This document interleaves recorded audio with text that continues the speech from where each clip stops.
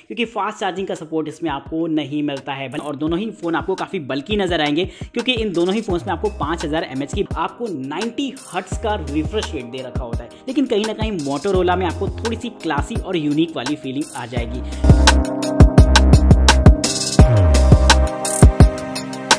Mobile phone के मामले में अगर आपका बजट थोड़ा सा लिमिटेड है और आप 10,000 रुपये के आसपास खर्च करना चाहते हैं तो आज इस वीडियो में हमारे पास दो ऐसे स्मार्टफोन हैं जिन्हें आप अपनी प्रेफरेंस लिस्ट में रख सकते हैं। एक तरफ रहता है मोटोरोला की तरफ से आने वाला मोटोरोला G22 और दूसरी तरफ रहता है सैमसंग की तरफ से आने वाला सैमसंग गैलेक्सी A04e। ये दोनों ही फ़ोन लेटेस्ट हैं और काफ़ी पॉपुलर भी हैं अपनी कम कीमत और बेहतरीन फीचर्स को लेकर। तो इस वीडियो के अंदर हम आपके काफ़ी सारे कन्फ्यूजन्स को भी क्लियर करने वाले हैं क्योंकि इनकी प्राइसिंग काफ़ी हद तक सिमिलर रहती है और फीचर्स भी काफ़ी हद तक सिमिलर ही आपको देखने को मिलेंगे। तो शुरुआत करते हैं इस वीडियो की, लेकिन उससे पहले आपसे रिक्वेस्ट है चैनल को सब्सक्राइब करेगा, वीडियो इंटरेस्टिंग लगे तो लाइक करना बिल्कुल न भूलेगा। और ये फोन्स मेरे को मिले हैं DKG मोबाइल्स की तरफ से, तो अगर आप परचेस करना चाहते हैं तो उनके लिंक्स आपको डिस्क्रिप्शन बॉक्स में देखने को मिल जाएंगे। चलिए ओपन करते हैं दोनों ही बॉक्सेस को। तो दोस्तों हमारे पास ये रहता है मोटो की तरफ से आने वाला मोटो G22 और दूसरी तरफ रहता है गैलेक्सी A04e। बॉक्स आपको काफ़ी सिंपल से दोनों को ही देखने को मिल जाएंगे और बैक पर आपको कुछ बहुत सी बेसिक सी स्पेसिफिकेशन वगैरह दे रखी होती हैं जिन्हें कि आप एक बार ओवरव्यू कर सकते हैं। लेकिन अगर नहीं करना चाहते हैं तो कोई बात नहीं, क्योंकि मैं इस वीडियो में आखिर तक आपको सारी चीज़ें एकदम क्लियर करके बताने वाला हूँ। फटाफट बॉक्सेस को ओपन करेंगे और देखते हैं कि भाई किस बॉक्स में आपको क्या क्या मिल जाता है। तो ये एक सारी की सारी एसेसरीज रहती है जो कि आपके सामने है। और सबसे पहले बात करते हैं यहाँ पर इन चार्जर्स की। तो चार्जर को अगर आप देखेंगे तो काफ़ी आपको डिफरेंसेस देखने को मिल जाएंगे, ना सिर्फ कलर्स में बल्कि इनकी डिज़ाइन में भी।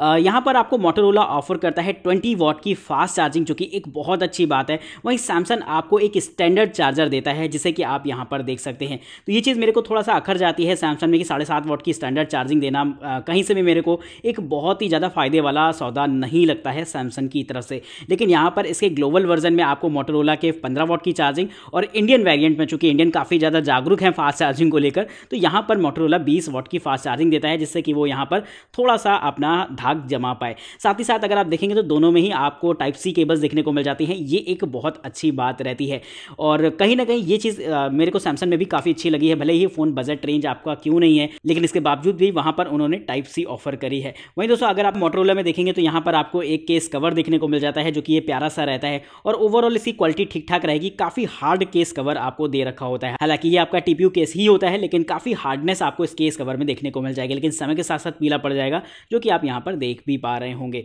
अब दोस्तों यहाँ पर आपको मिल जाते हैं ये पेपर वर्क जो कि किसी खास काम के होते नहीं और साथ ही मिल जाते हैं ये फ़ोन जिन्हें हम सेटअप कराकर आपके सामने एक बार फिर से हाजिर होते हैं। तो यहाँ पर हमारे दोनों ही फ़ोन सेटअप हो चुके हैं। सबसे पहले अगर हम बात करते हैं यहाँ पर इनकी डिस्प्ले के बारे में, तो काफ़ी सारे आपको सिमिलैरिटीज़ और डिफरेंसेस देखने को मिल जाएंगे। सबसे पहले अगर हम साइज़ की बात करते हैं तो दोनों में ही आपको 6.5 इंचेस की डिस्प्ले दे रखी होती है।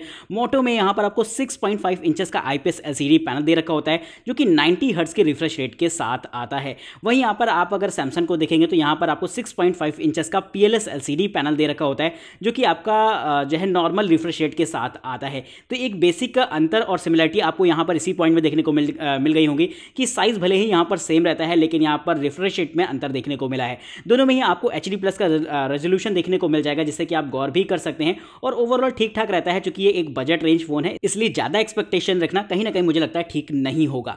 अब दोस्तों यहाँ पर बात करनी होगी एक बार जाकर इनके सेल्फी कैमरा के बारे में। तो यहाँ पर अगर आप देखेंगे तो पंच होल देखने को मिल जाता है मोटो में, जहाँ पर आपका 16 मेगापिक्सल का सेल्फी कैमरा रहेगा। वहीं सैमसंग में आपको 5 मेगापिक्सल का सेल्फी कैमरा देखने को मिल जाता है, जिसकी क्वालिटी के बारे में हम लोग आगे जाकर बात करेंगे। लेकिन चलना होगा सबसे पहले एक बार इसके साइड की तरफ। कैमरा के बाद अगर हम इसके साइड पर नज़र डालते हैं तो दोनों में ही आपको पावर बटन के साथ साथ वॉल्यूम कीज देखने को मिल जाती है। लेकिन मोटोरोला आपको ऑफर करता है साइड माउंटेड फिंगरप्रिंट स्कैनर। वहीं दूसरी तरफ अगर आप नज़र डालेंगे तो यहाँ पर दोनों में ही डेडिकेटेड सिम स्लॉट का सपोर्ट देखने को मिल जाएगा। अपर सेक्शन में अगर आप देखेंगे तो यहाँ पर मोटो में आपको ऑडियो जैक दे रखा होता है, वहीं सैमसंग में आपको एक सेकेंडरी माइक दे रखा होता है नॉइस कैंसिलेशन के लिए। और नीचे की तरफ आपको काफ़ी सिमिलर चीज़ें देखने को मिल जाएंगी। दोनों में ही आपको टाइप सी पोर्ट, एक छोटा सा माइक और स्पीकर्स देखने को मिल जाएंगे। और सैमसंग में यहाँ पर आपका छोटा सा ऑडियो जैक दे रखा होता है जो कि मोटो में आपको ऊपर की तरफ देखने को मिलेगा। अगर फ्रेम की बात करेंगे तो दोनों ही फ्रेम प्लास्टिक के बने होते हैं और दोनों ही फ़ोन आपको काफ़ी बल्कि नजर आएंगे क्योंकि इन दोनों दोनों ही फोन्स में आपको 5000 mAh की बैटरी भी देखने को मिलती है। अगर आप इनके बैक पर नजर डालेंगे तो प्लास्टिक बैक आपको दोनों में ही दे रखा होता है, लेकिन कहीं ना कहीं मोटोरोला में आपको थोड़ी सी क्लासी और यूनिक वाली फीलिंग आ जाएगी, क्योंकि यहाँ पर मोटोरोला की बैजिंग भी इसे थोड़ा सा खास बनाती है। और कहीं ना कहीं अगर आप सैमसंग को देखेंगे तो प्लास्टिक बैग दे रखा होता है जो कि आपका ब्लू कलर में रहता है। हालांकि दोनों में ही आपको काफी सारे कलर्स के भी ऑप्शंस देखने को मिल जाते हैं, जिन्हें कि आप अपनी पसंद के हिसाब से पिक कर सकते हैं। कैमरास को अगर देखेंगे तो मोटो का कैमरा काफी आपको हैवी सा नजर आ रहा होगा, जो कि वाकई हैवी है भी, क्योंकि यहाँ पर आपको 50 मेगापिक्सल के वाइड एंगल लेंसेस, 8 मेगापिक्सल के ultra wide angle lenses, 2 megapixel का डेप्थ सेंसर और 2 मेगापिक्सल के मैक्रो लेंसेस रहते हैं। वहीं दोस्तों सैमसंग में आपको 13 मेगापिक्सल के वाइड एंगल लेंसेस और 2 मेगापिक्सल का डेप्थ सेंसर देखने को मिल जाता है, यानी कि बहुत अंतर आपको इसके कैमरा कॉन्फ़िगरेशन में देखने को मिला है। वहीं आप इन दोनों ही कैमरा से 1080 पिक्सल की वीडियो 30 FPS पर रिकॉर्ड कर सकते हैं, तो ये चीज़ भी आपको थोड़ी सी गौर करनी होगी। बाकी आप मेरे को कमेंट करके फिलहाल ये बताएगा कि इन दोनों में से किसका बैक आपको ज़्यादा पसंद आया है। अब चलना होगा एक बार बात करनी होगी इसकी इंटरनल स्पेसिफिकेशंस के बारे में, क्योंकि बहुत सारी चीज़ें फ़ोन के अंदर भी आपको देखने को मिल जाएंगी जिनके बारे में डिस्कस करना बनता है। अब दोस्तों एक पॉइंट मैं यहाँ पर जरूर से आपको बताना चाहूँगा फ़ोन को रिव्यू कराने से पहले, कि यहाँ पर आपको अगर इनके UI को देखेंगे तो आपको अंतर देखने को मिल जाएगा।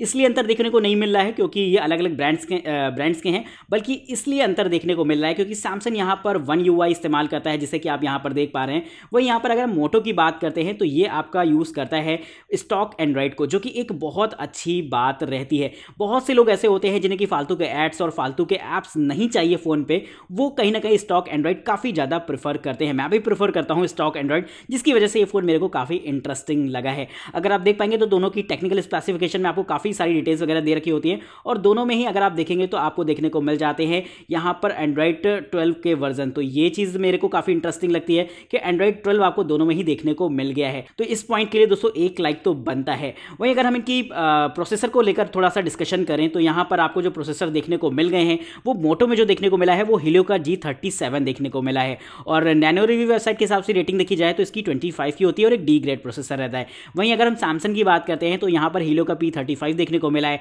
जिसकी रेटिंग आउट ऑफ 100 24 की होती है और एक डी ग्रेड प्रोसेसर ये भी है, यानी कि प्रोसेसर के मामले में अप्रॉक्स दोनों ही फोन सिमिलर हो जाते हैं अगर हम 19-20 का अंतर छोड़ दें, और दोनों ही एक डी ग्रेड प्रोसेसर आपके रहते हैं। तो ये एक पॉइंट आपको थोड़ा सा गौर करना होगा जब आप इसे लेंगे। वहीं दोस्तों यहाँ पर आपको काफ़ी सारे वेरिएंट ऑप्शन भी देखने को मिल जाते हैं। अगर हम मोटो की बात करें तो 364, 4, 128 का वेरिएंट है। वहीं अगर हम सैमसंग की बात करते हैं तो 332, 432, 364, 464, 4, 128 के वेरिएंट देखने को मिल जाते हैं को मिले। वहीं अगर आप इसे गेमिंग वगैरह जैसा कुछ सोच रहे हैं तो बहुत ज़्यादा आप हाई कॉन्फ़िगरेशन गेमिंग इसमें नहीं कर पाएंगे, हल्की फुल्की गेमिंग के लिए ही ये फ़ोन आपका ठीक ठाक रहेगा। अब दोस्तों बात करते हैं कैमरा के बारे में। कैमराज में बहुत सारी स्पेसिफिकेशन है दोनों के ही, और फटाफट मैं इससे कुछ फोटोज वगैरह क्लिक कर लेता हूँ आउटडोर में जाकर, इंडोर की भी, फिर मैं आपको आगे जाकर इसके बारे में डिस्कस करता हूँ। तो दोस्तों यहाँ पर अगर आप फोटोज को देखेंगे तो सबसे पहले कलर्स में थोड़ा सा आपको अंतर देखने को मिल जाएगा। अगर आप इस वॉल के कलर को देखेंगे तो कहीं ना कहीं मुझे लगता है एक डिस्प्ले की वजह से हल्का सा आपको अंतर देखने को मिल गया है। लेकिन अगर आप सैचुरेशन की बात करेंगे तो मोटोरोला में थोड़ी सी अच्छी सैचुरेशन आपको देखने को मिल जाएगी। कलर्स वगैरह मोटोरोला में आपको ज़्यादा अच्छे देखने को मिलेंगे। साथ ही 50 मेगापिक्सल का सेंसर भी दे रखा होता है, तो एक बार जूमिंग क्वालिटी टेस्ट कराना बनता है। और यहाँ पर मैंने 50 मेगापिक्सल से फोटो क्लिक करा ली थी, और आप देख सकते हैं इसकी जूमिंग क्वालिटी को कि मोटोरोला में जूमिंग क्वालिटी आपको काफ़ी अच्छी देखने को मिल जाती है। लेकिन सैमसंग भी कहीं पीछे नहीं रहता है, ये बात भी आपको माननी पड़ेगी। तो ये पॉइंट काफ़ी अच्छा रहता है, जिससे कि आप यहाँ पर देख सकते हैं। तो बाकी मेरे को बहुत ज़्यादा यहाँ पर 50 मेगापिक्सल और 13 मेगापिक्सल में अंतर नहीं दिखाई दिया है, लेकिन कलर्स में अंतर जरूर से दिखाई दिया है, जो कि बाद में एडजस्टेबल भी होता है। बात अगर हम इसके सेल्फी कैमरा की करते हैं तो दोनों के ही सेल्फी कैमरा काफ़ी अच्छे लग रहे हैं, लेकिन बात अगर कलर्स की करी जाए तो कहीं ना कहीं आप जो है सैमसंग के कलर्स थोड़ा सा यहाँ पर ज़्यादा पसंद करने वाले हैं, क्योंकि सैमसंग के कलर में ना सिर्फ आपको ओरिजिनलिटी देखने को मिलती है बल्कि शार्पनेस भी बहुत अच्छी देखने को मिल जाती है। हालांकि शार्पनेस में कहीं आपका मोटो भी पीछे नहीं रहता है, जिससे कि आप यहाँ पर गौर कर पा रहे होंगे। तो कमेंट करके आप भी बताइएगा कि आपको भाई इनमें से किसका कैमरा ज़्यादा अच्छा लगा है। अभी आप इसे कुछ और भी पिक्चर सैंपल वगैरह देख रहे होंगे, तो कमेंट करके उसके बारे में भी आप हमें जरूर से बताइएगा।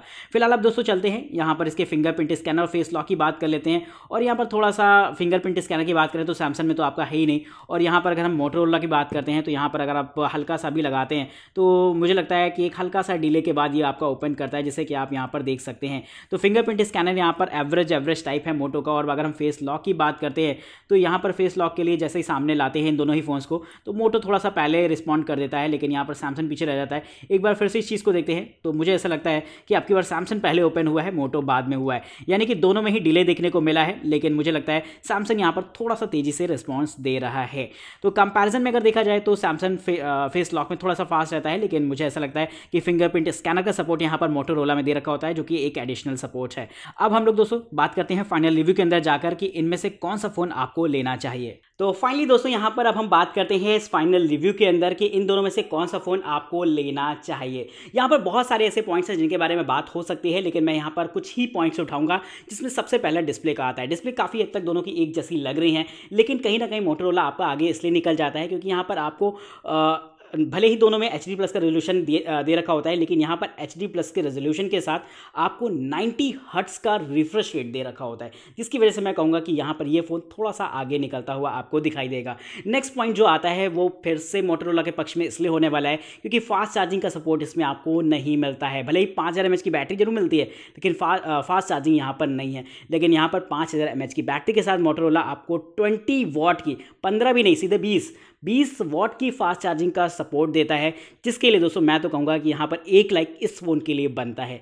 नेक्स्ट पॉइंट जो आता है प्रोसेसिंग को लेकर आता है। प्रोसेसर लगभग दोनों के इक्वल रहते हैं, दोनों में ही आपको काफ़ी सारे वेरिएंट्स भी देखने को मिल जाएंगे, जिसके लिए मैं यहाँ पर कहूँगा कि दोनों इक्वल पोजीशन पर खड़े हैं। प्रोसेसिंग के मामले में दोनों की ही प्रोसेसिंग ठीक ठाक रहेगी, एवरेज लेवल पर आप हल्की फुल्की गेमिंग कर पाएंगे। बहुत हायर कॉन्फ़िगरेशन पर आप गेमिंग हो सकता है इन दोनों ही फ़ोन्स में आप ना कर पाएँ। प्रोफेशनल कामों के लिए दोनों ही फ़ोन्स आपके लिए काफ़ी बेहतर रहेंगे। लेकिन बात अगर हम इनकी फास्ट चार्जिंग की या फिर इनके डिस्प्ले की करते हैं तो दोनों ही मामले में थोड़ा सा मोटोरोला आपको आगे निकलता हुआ दिखाई देगा।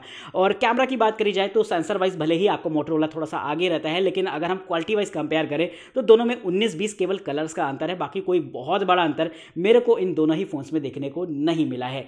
तो ये चीज़ भी एक तरीके से न्यूट्रल हो जाती है कि यहाँ पर कैमरा भी लगभग एक जैसे रहते हैं, जिन्हें आप अपनी ज़रूरत के हिसाब से यूज़ कर सकते हैं। तो आज की वीडियो में तहीं चैनल को सब्सक्राइब करिएगा। अगर आप इनकी अनबॉक्सिंग देखना चाहते हैं तो उनके लिंक्स आपको डिस्क्रिप्शन बॉक्स में अवेलेबल देखने को मिल जाएंगे। वहीं अगर आप इन्हें खरीदना चाहते हैं तो आप खरीद भी सकते हैं, जिसके लिंक्स आपको अगेन डिस्क्रिप्शन बॉक्स में देखने को मिलेंगे। आज की इस वीडियो में तहीं, तब तक के लिए हमें दीजिए इजाजत। चैनल को सब्सक्राइब करिएगा, वीडियो इंटरेस्टिंग लगी हो तो लाइक करना बिल्कुल मत भूलिएगा। तब तक के लिए नमस्कार दोस्तों, जय हिंद, वंदे मातरम।